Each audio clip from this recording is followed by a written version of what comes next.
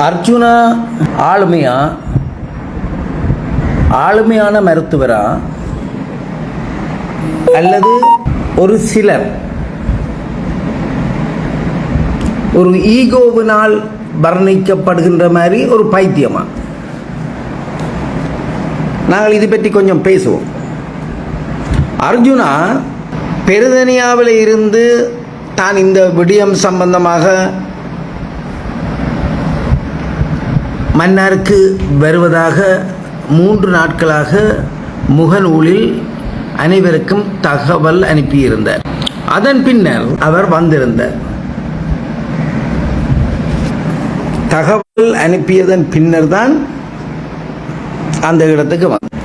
நீங்கள் அவர் ஒரு ஆஸ்பத்திரிக்குள்ள போனதையோ அல்லது இது சம்பந்தமாக அவர் தனது சக மருத்துவர்களுடன் கலந்துரையாடியதோ அல்லது விமர்சனம் செய்ததோ அது ஒரு தவறாக நாங்கள் காலகட்டத்திலும், ஏனென்றால் அவருடைய மனத்தில் இருந்த பலி, ஒரு பெண், அவர் ஒரு மருத்துவராக கடமையாற்றி இருந்திருக்கிறார். அதுவும் ஒரு MS அட்மின் என்ற லெவலுக்கு படித்து பட்டம் பெற்று வந்து சாகவச்சேரி பேஸ் ஹாஸ்பிட்டலில் ஏகப்பட்ட தவறுகளை கண்டுபிடிச்சு மக்களுக்கு உண்மையை வெளிக்கொணர்ந்திருக்கின்றார். அந்த வெளிக்கொணர்ந்ததன் பின் தான் இந்த மக்கள் தாங்கள் பட்ட அவலங்களை, துன்பங்களை, துயரங்களை வெளிக்கொணர்ந்திருக்கின்றார்கள். அந்த வெளிக்கொணர்வும் வலியும் வேதனையும் தான் சாவகச்சேரியில் ஏகப்பட்ட மக்கள் இதுவரைக்கும் 2009ஆம் ஆண்டுக்கு பின்னர் இவ்வளவு ஒரு பெருந்தகை மக்கள் கூடியது சாவகச்சேரியில் தான். காரணம், மக்கள் பட்ட வேதனைகள், அவர்கள் பட்ட துன்பங்கள், இழப்புகள் அவர்களை இங்கே அர்ஜுனாவுக்கு சார்பாக, அர்ஜுனாவின் போராட்டத்துக்கு சார்பாக அணிதிரள வச்சிருந்திருக்கிறது. இதை கண்ட பலர் ஈகோவிலும் அர்ஜுனா ஒன்றொரு புதியவன் வந்து விட்டான், உலகமெல்லாம் அந்த அர்ஜுனாவென்ற குரலுக்கு, அர்ஜுனாவென்ற செயலுக்கு, அர்ஜுனாவென்ற ஆளுமைக்கு ஓடி வந்து கரங்கொடுத்து வாழ்த்துக்கு அர்ஜுனா மிகவும் பிரபலமடைந்து விட்டார் என்ற காரணத்தினால் ஏகப்பட்ட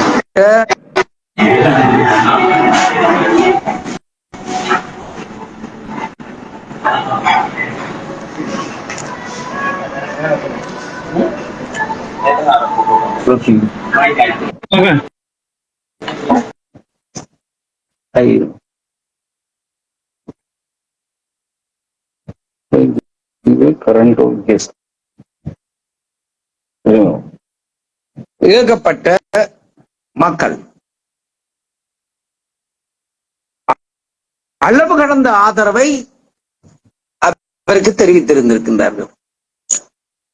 அதனால் அச்சப்பட்ட அரசியல்வாதிகள், அதனால் அச்சப்பட்ட எதிர்பார்ப்பில் இருந்த பலர் அர்ஜுனா மீது வசை மாறி பொழிய தொடங்கி இருக்கின்றார்கள். அர்ஜுனாவின் முகத்தை பாருங்கள். கபடம் இல்லாத உள்ளம் கொன்ற ஒரு பிள்ளை என்பதை உங்களால் கண்டுபிடிக்க முடியவில்லையா அந்த முகத்திலிருந்து? அர்ஜுனாவை போல் வலியோடு இந்த மக்களுக்கு ஏதாவது நன்மை செய்யணும் என்கின்ற எண்ணத்தோடு, கருவோடு அவர் ஒரு பதவிக்கு வரும் வரைக்கும் அமைதியாக இருந்து, வந்து பார்த்தவுடன் இப்படியெல்லாம் அநியாயம் நடக்குது என்று பொறுக்க முடியாத ஒரு சூழ்நிலையில் அவர் தனது முழு விடயங்களையும் வெளிக்கொண்டு இருக்கின்றார். அதன் பின்னர் மக்கள் மத்தியில் அவர் சம்பந்தமான ஒரு எதிர்பார்ப்பு, அவர் சம்பந்தமான ஒரு கருத்து மக்கள் மத்தியில் உருவாகி இருக்கின்றது. அதன் விளைவு அர்ஜுனாவுக்கு ஏகப்பட்ட ஆதரவு மக்கள் மத்தியில் வளர்ந்ததும் வந்ததும் அதன் விளைவுதான் இந்த அரசியல்வாதிகள் அனைவருமே அச்சம் கொண்டது. அர்ஜுனா சொன்னால் நடக்கும், அவ்வளவு மக்களும் அர்ஜுனாவுக்காக அர்ஜுனாவின் குரலை, அர்ஜுனாவின் சொல்லை காதில் கேட்பார்கள் என்ற ஒரு நிலை வந்ததன் காரணம்தான் அர்ஜுனா பைத்தியம். அர்ஜுனா பற்றி விமர்சிக்க முடிந்தது. அர்ஜுனா பற்றி பலர் விமர்சித்து அவரை பற்றி எல்லாம் கதைத்தது. அது தவறு. எங்கிருந்தோ எங்கட மக்களுக்காக ஒரு தனையன் வந்திருக்கின்றான். அந்த தனையனை எங்களுடைய மக்களின் அன்றாட வாழ்வை, எங்களுடைய மக்களின் துன்ப துயரங்களை, எங்களுடைய மக்களை ஏமாற்றி வஞ்சித்து இன்றும் அடக்கி ஒடுக்கியாலும் இந்த கேவலம் கெட்ட அரசியல்வாதிகளை எல்லாம் வெளிக்கொணர்ந்து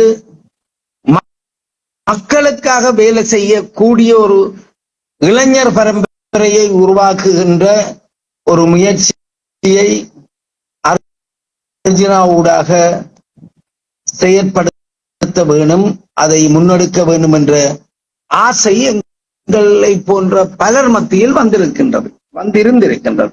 அதன் காரணம்தான் நான் அர்ஜுனாவுக்கு எந்தவித எதிர்பார்ப்பும் இல்லாமல் அர்ஜுனாவின் சரியான நியாயமான கோரிக்கைகளுக்கு ஆதரவாக நாங்களும் அவருக்கு ஆதரவாக களமிறங்கியிருந்தோம். அர்ஜுனாவை போல் இன்னொரு அர்ஜுனா, இன்னொரு பீமன், இன்னொரு தர்மர் யார் வந்தாலும் நாங்கள் அவர்களுக்கு ஆதரவு கரம் கொடுப்போம். நியாயமான மக்களின் பிரச்சனைகளை, மக்களுக்காக மக்களின் தேவைகளை நன்கறிந்து அவர்களுக்காக செயற்பட வல்ல துணிவான இளம் பரம்பரையை, அந்த இளம் பரம்பரைக்கு வழிகாட்ட வேண்டியவர்களாக நாங்கள் இருப்பதை உணர்கின்றோம். இளம் பரம்பரைதான் எங்களது மக்களை முன்னெடுத்து செல்ல, எங்களுக்கு முன் செல்ல வேண்டிய, எங்களை ஆள வேண்டிய மன்னர்களாக அவர்கள் வர வேண்டும். அவர்கள்தான் செயற்பட வல்லவர்கள். அவர்கள்தான் தங்களை மறந்து எந்த ஒரு எதிர்பார்ப்பும் இல்லாமல் எங்களுடைய மக்களுக்கு எங்கெங்கு பிரச்சனைகள் தோன்றுதோ அங்கெல்லாம் அவர்கள் இருப்பார்கள். அந்த இடங்களில் அவர்கள் அந்த மக்களுக்கு சென்று உதவி செய்வார்கள். அப்பேற்பட்ட ஒரு கட்டமைப்பை உருவாக்க நீண்ட கால எதிர்பார்ப்போடு இருந்த எங்கள் போன்றவர்களுக்கு அர்ஜுனாவின் வரவு மிகவும் சந்தோஷமான ஒரு செய்தியாக இருந்திருந்தது. அர்ஜுனா மன்னாருக்கு வந்திருக்கின்றார். மன்னார் ஆஸ்பத்திரிக்கு போயிருக்கின்றார். அவர் வளமையாக அவருக்கு இப்படி ஒரு கொலை ஒன்று நடந்திருக்கின்றது. அதிகாலை 1 மணி 15 நிமிடத்திற்கு ஆம்புலன்ஸ் கால் பண்ணி 2 மணி போல அதிகாலை சென்றிருந்த அந்த இளம் பெண், அவருக்கு இரத்த கசிவு ஏற்பட்டிருக்கின்றது. இந்த இரத்த கசிவுக்காக ஆம்புலன்ஸில் கொண்டு வந்திருந்த பெண்ணை அவர்கள் பெட்டில் கிடத்திவிட்டு எவருமே அந்த பெண்ணை கவனிக்க செல்லவில்லை. விடிய 7 மணி வரைக்கும் அந்த பெண் 3 மணி நேரத்தில் தன் சகோதரன் விக்கியோட கதைச்சிருக்கிறார். ஒருத்தரும் தங்களை வந்து பார்க்கவில்லை என்றெல்லாம் சொல்லி இருக்கின்றார்கள். அதன் பின்னர் என்ன நடந்திருக்குது? அந்த பெண் இறந்து விட்டிருந்தாள். இறந்ததன் பின்பு ஏதோ அதுல கசிவோ ரத்தமோ அல்லது பெட் என்ன நடந்துச்சது, ஆள் விழுந்திருக்கிறார். அப்ப எல்லாரும் ஓடி வந்து பார்க்க விழுந்திருக்கிற பெண், அங்க விழுந்த பெண் இறந்திருந்திருக்கிறாள். ஓடோடி கொண்டு போய் ஐசியூக்கு கொண்டு போயிருக்கிறான். இது ஏற்கனவே 2 மணிக்கு ஐசியூக்கு உள்வாங்கி உடனடியாக மருத்துவம் செய்திருக்க வேண்டிய அந்த பெண் கவனிப்பாரற்று கிடக்க விடப்பட்டிருக்கின்றாள். கவனிப்பாரற்று அதாவது அவர்களுடைய அக்கறையினம் காரணமாக அவள் கொலை செய்யப்பட்டிருக்கின்றார். இதுக்கு முழு பொறுப்பும் மன்னர் வைத்தியசாலை MS அங்கே கடமையாற்றிய, அந்த நேரத்தில் கடமையாற்றிய அனைவரும் தான் முழு பொறுப்பும்.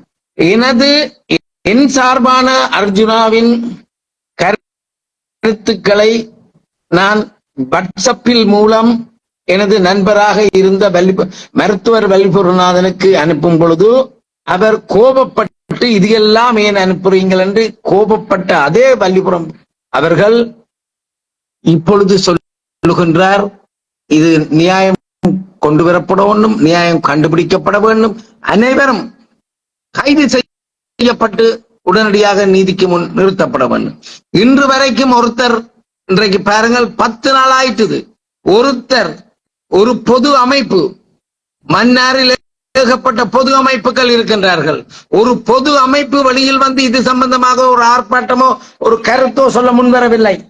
எங்கேயோ இருந்த எத்தனையோ 100 மைல்களுக்கு அங்கால இருந்த அர்ஜுனா பெருதனியாவில இருந்து தன் மனைவி பிள்ளைய விட்டுவிட்டு தனியாக வருகின்றார். வரும் பொழுது அதற்கு எப்பவுமே ஒரு ஆதங்கம், மக்களுக்கு உதவி செய்யணும் என்ற ஆதங்கம், அங்கே ஒரு கொலை நடந்துட்டு இருந்த ஆதங்கம். அவர் தண்ணி அறியாமல் அந்த அவருடைய கண்களுக்கு, அவருடைய மனத்துக்கு தான் உள்ளுக்கு போகலாமா போகக்கூடாதா அல்லது இவர்களோட இப்படி அவர் தன்னை அறியாமல் தான் ஒரு எம்எஸ் என்ற அதிகாரத்தோட அவர் அவர்களோடு வாதிட்டு இருக்கின்றார். ஆகவே இங்கு நாங்கள் முக்கியமாக கவனிக்கப்பட வேண்டியது, அவர் ஒரு எம்எஸ், அவர் அட்மின் படிச்ச ஒரு மெடிக்கல் சூப்பரிண்டென்ட். அந்த அட்மின் படித்து மெடிக்கல் சூப்பரிண்டென்டா வருகின்றார் என்றாலே அவர் பணம் உழைப்பதை கருத்தில் கொண்டு அந்த படிப்பு படிக்கிறதில்லை. அப்ப பணம் உழைக்கணும், வெளியில சேனல் பண்ணணும் அல்லது வெளியில போய் வேலை செய்யணும் என்றால் கடைசி வருந்தனையும் அவர்கள் எம்எஸ் படிப்பது கிடையாது. ஆகவே எம்எஸ் படிச்சு அட்மின் படிச்சு அவர் மக்களுக்கு சேவையாற்ற வேணும். இந்த அனைத்து மருத்துவத்துறையையும் வடகிழக்கில் இருக்கும் இந்த பிக் மாஃபியாக்களை எல்லாம் ஒரு கட்டுப்பாட்டுக்குள் கொண்டு வந்து ஒரு ஒழுங்கான ஒரு நிறைவான மருத்துவ சேவையை வடகிழக்கு மாகாணங்களில் இந்த அரசாங்கம் அனுப்புகின்ற உதவிகளை வைத்தே திறம்பட செய்ய முடியும் என்ற நோக்கோடு அவர் அந்த எம்எஸ் ஆக தென்மாராட்சி சாவகச்சேரி பேஸ் ஹாஸ்பிட்டலுக்கு வந்திருந்தவர். அந்த எண்ணம், அந்த கருத்து, அந்த அந்த அவருடைய பார்வைதான் அங்க மன்னாரிலும் அவர் அதே கோணத்தோட தான் எம்எஸ் என்ற ஒரு கோணத்தோட, எம்எஸ் என்கின்ற ஒரு அதிகாரத்தோட அவர் அவளத்தையும் கேட்டிருக்கிறார், கதைச்சிருக்கார். ஏன்னா அவருக்கு தானே தெரியும், எங்களுக்கு தெரியாதே. அவர் ஒரு எம்எஸ் தானே. நார்மலா ஒரு போலீஸ் ஸ்டேஷன்ல போலீஸ்காரன் போனா உள்ளுக்கு போகலாம் தானே, இது இயற்கை தானே. அதே மாதிரி தான் அவர் உள்ளுக்கு போயிருந்திருக்கின்றார். அவர் அங்கே ஒன்றும் பிழை செய்திருப்பதாக எங்கள் கண்களுக்கு தெரியவில்லை. அவர் ஒரு வைத்தியர். தம்பிராசா போயிருந்தால் நீங்கள் தவறென்று சொல்லி இருக்க முடியும். அங்க சென்றவர் வைத்தியர், அதுவும் எம்எஸ் அட்மின் பதவியை வகித்த அந்த தகுதியுடைய ஒரு ஆளுமையுடைய ஒரு வைத்தியர்.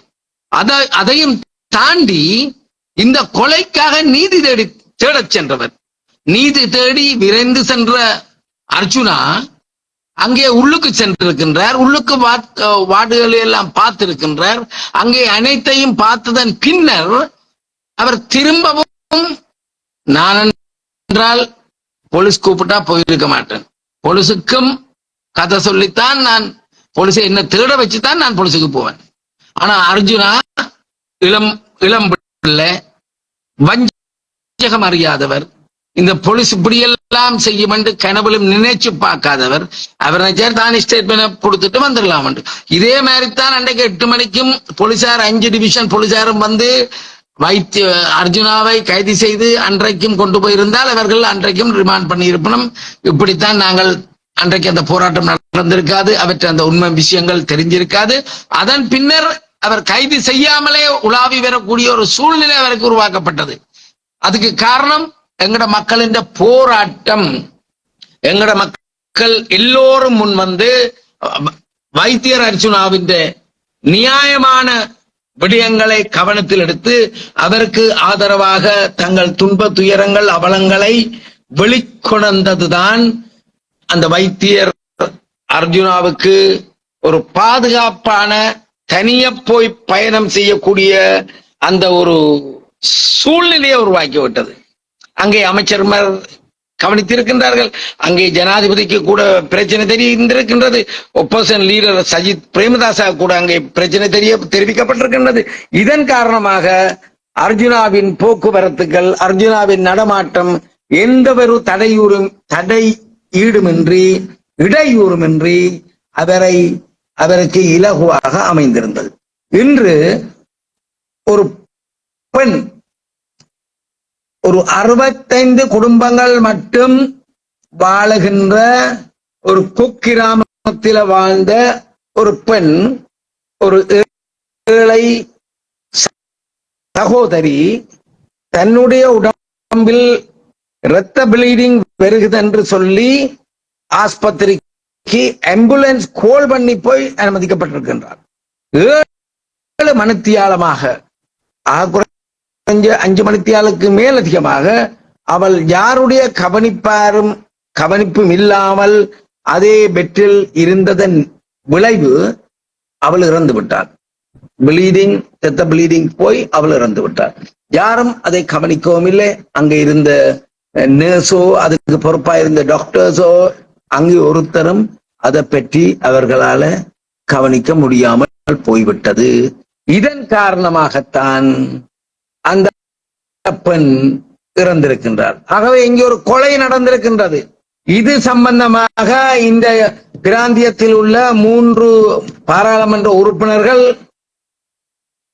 4 பாராளுமன்ற உறுப்பினர்கள், காதர் மஸ்தான் 5 பாராளுமன்ற உறுப்பினர்கள், ரிஷாத் பதியுதீன் 6 பாராளுமன்ற உறுப்பினர்கள், திலீபன்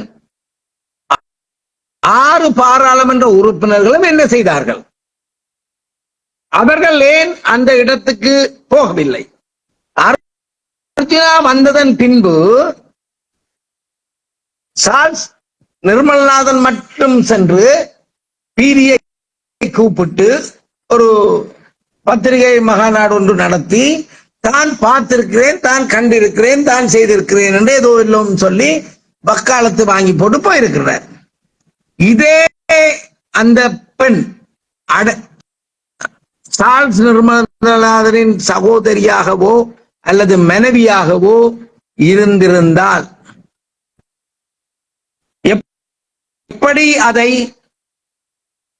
கௌரவ சார்ல்ஸ் நிர்மலநாதன் எம்பி அவர்கள் கையாண்டிருப்பார் என்பதை எங்களுக்கு அவர் விளக்க வேண்டும். ஆகவே ஏழைகள், அன்றாடம் உழைத்து அன்றாடம் வாழுகின்ற அப்பாவி சொந்தங்கள் இந்த மண்ணில் கௌரவிக்கப்படுவதில்லை. அவர்களின் கோரிக்கைகள், தேவைகள் ஒன்றுமே யாராலும் அக்கறையாக மேற்கொள்ளப்படுவதில்லை. அவர்கள் ஏதோ தானோ என்று அவர்கள் அசிங்கப்படுத்தப்படுகின்றார்கள்.